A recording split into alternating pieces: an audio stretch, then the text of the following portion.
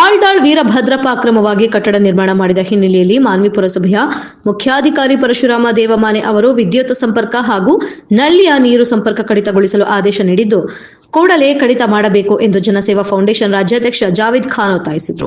ರಾಯಚೂರು ಜಿಲ್ಲೆಯ ಮಾನ್ವಿ ಪಟ್ಟಣದ ಪ್ರವಾಸಿ ಮಂದಿರದಲ್ಲಿ ಶನಿವಾರ ಸುದ್ದಿಗೋಷ್ಠಿಯಲ್ಲಿ ಮಾತನಾಡಿ, ಸರ್ಕಾರದ ನಿಯಮದ ಪ್ರಕಾರ ಆಲ್ದಾಳ್ ವೀರಭದ್ರಪ್ಪ ಅನುಮತಿ ಪಡೆಯದೆ ರಾಜಕಾರಣಿಗಳ ಪ್ರಭಾವದಿಂದ ಅಕ್ರಮವಾಗಿ ಕಟ್ಟಡ ನಿರ್ಮಾಣ ಮಾಡಿ ಮೊರಾರ್ಜಿ ದೇಸಾಯಿ ಇಂದಿರಾ ಗಾಂಧಿ ವಸತಿ ಶಾಲೆ ಕೊಡಿ ವಿದ್ಯಾರ್ಥಿಗಳನ್ನು ಕೂಡಲೇ ಸ್ಥಳಾಂತರಿಸಬೇಕು ಎಂದು ಆಗ್ರಹಿಸಿದರು.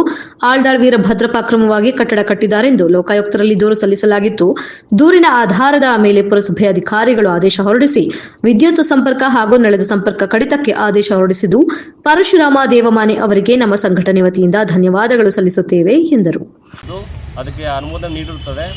ಈ ಒಂದು ಪುರಸಭೆಯಿಂದ ನಮಗೇನು ಸಿಕ್ಕಿರೋದಂಥ ಪುರಸಭೆಯಿಂದ ನಮ್ಮ ಒಂದು ಯಾವುದು ಜಸ್ಕಮ್ ಇಲಾಖೆಗೆ ಅವರು ವಿದ್ಯುತ್ ಮತ್ತು ನಳದ ನೀರನ್ನು ಕಡಿತಗೊಳಿಸೋಕ್ಕೆ ಅನುಮೋದನೆ ನೀಡಿರುತ್ತಾರೆ.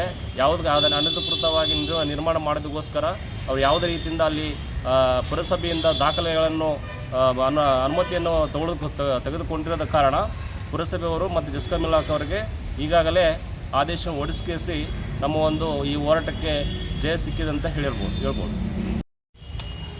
ಏನು ಮಾನ್ವಿ ತಾಲೂಕಿನ ಸರ್ವೆ ನಂಬರ್ 127/3 ಇಂದಿರಾ ಗಾಂಧಿ ವಸತಿನಿಲ್ಲ ಪರಿಶಿಷ್ಟ ಜಾತಿ ಪರಿಶಿಷ್ಟ ಪಂಗಡ ಶಾಲೆಯನ್ನು ರಾಯಚೂರು ಗ್ರಾಮೀಣದ ಶಾಲೆಯಲ್ಲೂ ಮಾನ್ವಿಗೆ ಶಿಫ್ಟ್ ಮಾಡಿಕೊಂಡು ತನ್ನದೇ ಆದ ವಾಕ್ ಸ್ವಾತಂತ್ರ್ಯವನ್ನು ತಂದಂಥ ಆಲ್ದಾಳ್ ವೀರಭದ್ರಪ್ಪ ತಂದೆ ಬಸನಗೌಡ ಅವರಿಗೆ ಇವತ್ತು ನ್ಯಾಯಾಲಯದಲ್ಲಿ ಕಾನೂನಿನ ಮೂಲಕ ನಮಗೆ ಏನು ನ್ಯಾಯ ಸಿಕ್ಕಿದ್ದು, ಏನು ಮಾನ್ವಿ ಮೊನ್ನೆ 27/1/2027 ಏನು ಲೋಕಾಯುಕ್ತರು ಸಾರ್ವಜನಿಕರ ಒಂದು ಅಹವಾಲು ಸ್ವೀಕರಿಸಕ್ಕೆ ಅವ್ರು ಬಂದಿದ್ದರು. ಆವಾಗ ನಾವು ಸಾಹೇಬರ ಗಮನಕ್ಕೆ ಲೋಕಾಯುಕ್ತರ ಗಮನಕ್ಕೆ ನಾವು ತಂದಾಗ, ಸಾರ್ ಈಗ ಆಲ್ರೆಡಿ ನಾವು 1.5 ವರ್ಷದಿಂದ ನಮ್ಮ ಸಂಘಟನೆ ಜನಸೇವಾ ಫೌಂಡೇಶನ್ ವತಿಯಿಂದ ನಾವು ಈಗಾಗಲೇ ಹೋರಾಟ ಮಾಡ್ತಾ ಇದ್ದೀವಿ, ಇದಕ್ಕೆ ನಮಗೆ ದಯವಿಟ್ಟು ನ್ಯಾಯ ಮಾಡಿಕೊಡ್ಬೇಕಂತೇಳಿ ನಾವು ಕೇಳಿದಾಗ ಅವರು ತಕ್ಷಣವೇ ಎಚ್ಚೆತ್ತುಕೊಂಡು ಲೋಕಾಯುಕ್ತರು ಪುರಸಭೆ ಅವರಿಗೆ ಏನೋ ಒಂದು ಪತ್ರವನ್ನು ರವಾನೆ ಮಾಡಿ ಅನಧಿಕೃತ ಅಕ್ರಮ ಅಂತೇಳಿ ಸಾಬೀತಾದ ತಕ್ಷಣವೇ ಸಹಾಯಕ ಕಾರ್ಯನಿರ್ವಾಹಕ ಗೆಸ್ಕಾಂ ಅವರಿಗೆ ಅವರು ಪತ್ರ ಬರೆದು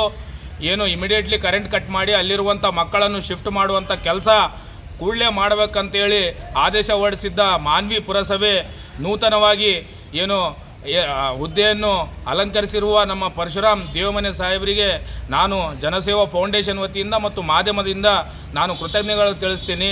ಒಬ್ಬ ತುಂಬ ದಿನಗಳ ಕಾಲ ವರ್ಷಗಳ ಕಾಲ ಆದ ಮೇಲೆ ಒಂದು ಅತ್ಯುತ್ತಮ ಅಧಿಕಾರಿ ಮಾನ್ವಿಗೆ ಬಂದಿದ್ದಾರೆ.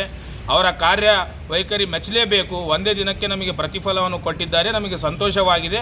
ಮುಂದಿನ ರೀತಿ ಕಾನೂನಿನಲ್ಲಿ ಯಾವ ಕೆಲಸ ಆಗುತ್ತಂತೇಳಿ ನಾವು ಕಾದು ನೋಡ್ತೀವಿ. ಇದರಿಂದ ಉಗ್ರ ಹೋರಾಟವನ್ನು ನಾವು ಹಮ್ಮಿಕೊಳ್ತೇವೆ. ಜನಸೇವಾ ಫೌಂಡೇಶನ್ ರಾಜ್ಯಾಧ್ಯಕ್ಷ ಜಾವೇದ್ ಖಾನ್ ಮಾನ್ವಿ. ಸರ್ ನಿಮ್ಮ ಹೆಸರು? ಸರ್ ನನ್ನ ಹೆಸರು ಮಾರುತಿ ಚಿಕ್ಕಸೂರು, ದಲಿತ ಸೇನೆ ಡಿಸ್ಟ್ರಿಕ್ಟ್ ಪ್ರೆಸಿಡೆಂಟ್ ರಾಯಚೂರು. ಇಲ್ಲಿ ಮಾನ್ವಿ ಎರವಲದೊಡ್ಡಿ ಗ್ರಾಮಕ್ಕೆ ಸಂಬಂಧಪಟ್ಟಂತೆ ಸಾರ್ವಜನಿಕ ರಸ್ತೆಯನ್ನು ಅತಿಕ್ರಮಣ ಮಾಡಿ ಗುಂಡಾವರ್ತನೆಯನ್ನು ತೋರುತ್ತಿರುವ ಹಿಟ್ಲರ್ ಧೋರಣೆಯನ್ನು ಅನುಸರಿಸುತ್ತಿರುವ ಆಲ್ದಾಳ್ ವೀರಭದ್ರಪ್ಪನವರು ಅವರ ವಿರುದ್ಧ ಆ ಒಂದು ವಸತಿನಿಲಯವನ್ನು ಸ್ಥಳಾಂತರಗೊಳಿಸಲು ಮತ್ತು ಅಲ್ಲಿರುವ ಇಂದಿರಾ ಗಾಂಧಿ ವಸತಿನಿಲಯದಲ್ಲಿ ವಿದ್ಯಾಭ್ಯಾಸ ಮಾಡುತ್ತಿರುವ ಮಕ್ಕಳನ್ನು ಸರ್ಕಾರಿ ಕಟ್ಟಡದಲ್ಲಿ ಸ್ಥಳಾಂತರ ಮಾಡಿ ಅವರಿಗೆ ಒಂದು ಒಳ್ಳೆಯ ಶಿಕ್ಷಣ ನೀಡಲು ಇಲ್ಲಿರುವ ಒಂದು ಕೆಟ್ಟ ವ್ಯವಸ್ಥೆ ವಿರುದ್ಧ ಒಂದು ಹೋರಾಟ ಹಂತ ಹಂತವಾಗಿ ಮಾಡುತ್ತಾ ಬಂದಿರ್ತಿರುವ ನಮ್ಮ ಜನಸೇವಾ ಫೌಂಡೇಶನ್ ಜಾವೇದ್ ಖಾನ್ ಅವರಿಗೆ ನಾವು ದಲಿತ ಸೇನೆ ಸದಾ ಬೆಂಬಲವಾಗಿ ನಿಂತಿರುತ್ತೇವೆ. ಇದರ ಸಂಬಂಧ ನಿನ್ನೆ ನಾನು ರಾಜ್ಯ ಕಮಿಟಿ ಖಲೀದ್ ಖಾನ್ ಒಂದು ಸಂಪರ್ಕ ಮಾಡಿದಾಗ, ಆಯ್ತಪ್ಪ ನೀವು ಮಾಡಿರಿ, ಒಳ್ಳೆ ಕೆಲಸ ಮಾಡಕ್ಕೆ ಹಚ್ಚಿದ್ದೀರಿ, ಜಾವೇದ್ ಖಾನ್ಗೆ ಸದಾ ಬೆಂಬಲ ನೀಡಿರಿ, ನಮ್ಮ ರಾಜ್ಯ ಮಟ್ಟದಲ್ಲಿ ನಮ್ಮ ಸಂಪೂರ್ಣ ಬೆಂಬಲ ಇರ್ತದಂತ ಒಂದು ಮಾತನ್ನು ನಮ್ಗೆ ಹೇಳಿದುಂಟ್ರು. ಅದಕ್ಕಾಗಿ ಹೀಗೆ ತಮ್ಮ ಹೋರಾಟ ಸದಾ ಹೀಗೆ ಇರಲಿ, ನಮ್ಮ ಸದಾ ಬೆಂಬಲ ನೀಡ್ತೇವೆ ಅಂತ ಈ ಮೂಲಕ ನಾನು ಹೇಳಕ್ಕೆ ಇಷ್ಟಪಡ್ತೀನಿ. ಅಲ್ಲ ಸರ್, ಏನಂತಂದರೆ ಅನಧಿಕೃತವಾಗಿ ಮತ್ತು ಅಕ್ರಮವಾಗಿ ಕಟ್ಟಡ ಕಟ್ತಂದ್ರೆ ಏನು ಸರ್? ಸರ್ಕಾರ ಅಧಿಕಾರಿಗಳು ಏನು ಮಾಡ್ತಾರೆ? ಸರ್ಕಾರ ಏನು ಮಾಡ್ತಾರೆ? ಸರ್ಕಾರ ಏನಾಗ್ಬಿಟ್ಟದ, ಈಗ ನಾ ಮೊದಲೇ ಹೇಳ್ಬಿಟ್ಟಿನಿ, ಹಿಟ್ಲರ್ ಧೋರಣೆ, ಆನೆ ನಡೆದಿದ್ದ ದಾರಿ, ಇಲ್ಲೇ ತಾನ ಮಾಡಿದ್ದುಂಟು ಮಾರಾಯ, ಇವ್ರದ್ದು ಯಾರು ಧ್ವನಿ ತಿಂಗಿಲ್ಲ. ಎಲ್ಲರೂ ಆ ಒಂದು ಈ ಮಾನ್ವಿ ನಮಗೆಲ್ಲ ಗೊತ್ತಿರುವಂತೆ ಮಾನ್ವಿಯಲ್ಲಿ ಏನೇ ಅಕ್ರಮ ಚಟುವಟಿಕೆ ಮಾಡಿದ್ರೆ ಇದನ್ನ ಬಾಸು ಯಾರು ಆಲ್ದಾಳ್ ವೀರಭದ್ರಪ್ಪ. ಇವರಿಗೆ ಎಲ್ಲ ಅಧಿಕಾರಿಗಳು ಒತ್ತಿ ಬಿದ್ದು ಬಿಟ್ರ, ಏನು ಮಾಡಬೇಕು? ಹಿಂಗಾದ್ರೆ ಹೆಂಗೆ ಸರ್? ಮತ್ತೆ ಸರ್ಕಾರಕ್ಕೆ ಏನು ಕರ್ತವ್ಯಕ್ಕೂ ಮತ್ತು ಸರ್ಕಾರ ಕೆಲಸ ದೇವರ ಕೆಲಸ ಅಂತ ಹೇಳ್ತಾರೆ. ಇದು ಸರ್ಕಾರದ ಕೆಲಸ, ಅಧಿಕಾರಿಗಳು ಭ್ರಷ್ಟರ ಕೆಲಸ ಮಾಡ್ತಾ ಇದ್ದಾರಾ? ಈಗ ಸರ್ಕಾರಕ್ಕೆ ದೇವರ ಕೆಲಸ ಇಲ್ಲ, ದೇವದ ಕೆಲಸ ಆಗಿದೆ ಇಲ್ಲಿ ಮಾನವಿಯಲ್ಲಿ. ಯಾಕೆಂದರೆ ಅಂತ ಆ ಮಟ್ಟಕ್ಕೆ ಅವನು ಬೆಳೆದು ಬಿಟ್ಟಾನ. ಇದ್ರ ವಿರುದ್ಧ ನಾವು ಸುಮ್ಮನೆ ಕೂಡಂಗಿಲ್ಲ. ಈ ಜನಸೇವಾ ಫೌಂಡೇಶನ್ಗೆ ನಮ್ಮ ದಲಿತ ಸೇನೆ ಸದಾ ಬೆಂಬಲ ಇರ್ತದೆ. ಇದು ರಾಜ್ಯ ಮಟ್ಟದಲ್ಲಿ ನಮ್ಮ ಸ್ಟೇಟ್ ಪ್ರೆಸಿಡೆಂಟ್ ಹನುಮಂತೇಳ ಸಂಘಿ ಇವ್ರು ಬೆಳಗಿನ ಸಂಪರ್ಕ ಮಾಡಿದ, ಆಯ್ತಪ್ಪ ನೀವು ಕಲಿದ್ಕನವ್ರಿಗೆ ಯುವ ನಾಯಕರಿಗೆ ನೀವು ಕಾಂಟ್ಯಾಕ್ಟ್ ಮಾಡಿದ್ರಲ್ಲ, ನಾವು ಸದಾ ಇರ್ತೀವಿ, ರಾಜ್ಯ ಮಟ್ಟದಲ್ಲಿ ಸರ್ಕಾರ ಮಟ್ಟದಲ್ಲಿ ನಾವು ಉಗ್ರ ಹೋರಾಟ ಮಾಡ್ತೀವಿ ಅಂತ ನಮಗೊಂದು ಕರೆ ನೀಡಿದ್ದಾರೆ. ಆ ಒಂದು ಸಂದರ್ಭ ನಾನು ಮಾನವಿ ಬಂದಿದ್ದೇನೆ. ನಮ್ಮ ಜನಸೇವಾ ಫೌಂಡೇಶನ್ಗೆ ಒಂದು ಬೆಂಬಲ ನೀಡೋದಕ್ಕಾಗಿ ಈ ಸದಾ ಬೆಂಬಲ ಇರ್ತದೆ. ಈ ಒಂದು ಚಟುವಟಿಕೆಯಲ್ಲಿ ಯಾವುದೇ ಅಧಿಕಾರಿಗಳು ಪಾಲಿದ್ದರೋ ಅವ್ರನ್ನ ನಾವು ಮಾತ್ರ ಬಿಡೋಂಗಿಲ್ಲ. ಏನು ಮಾನ್ವಿ ಹಾಸ್ಟೆಲ್ಗಳ ಅಕ್ರಮಗಳು ರಾರಾಜಿಸುತ್ತಿದ್ದು ಸತತ 1 ವರ್ಷ 18 ತಿಂಗಳ ಕಾಲ ಸತತ ಹೋರಾಟವನ್ನು ಮಾಡಿದ್ವಿ. ನಮ್ಮ ಜನಸೇವಾ ಫೌಂಡೇಶನಿನ ಜಿಲ್ಲಾ ಪ್ರಧಾನ ಕಾರ್ಯದರ್ಶಿ ಆದಂಥ ನಮ್ಮ ಮಹೇಶ್ ಚಲವಾದಿ ಬೆಡ್ದೂರವರು, ನಮ್ಮ ಮುಜಮ್ಮಿಲ್ ಕುರೇಶಿ ಅವರು ಸಮೀನಿನ ಚೌಕಟ್ಟಿನಲ್ಲಿ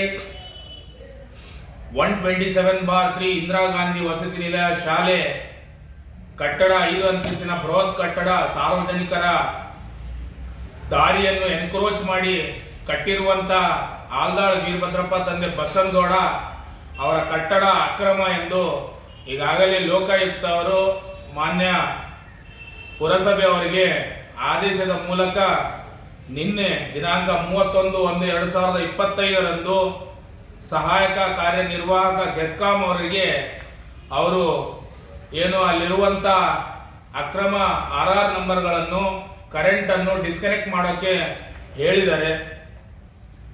ಮುಂದಿನ ಏನು ಹೋರಾಟ ಇರುತ್ತದೆ ಅದು ಅಕ್ರಮ ಆದ ಕಾರಣ ಜಿಲ್ಲಾಧಿಕಾರಿಗಳು ನಮಗೆ ಸಂಪೂರ್ಣ ಭರವಸೆ ಕೊಟ್ಟಿದ್ದಾರೆ.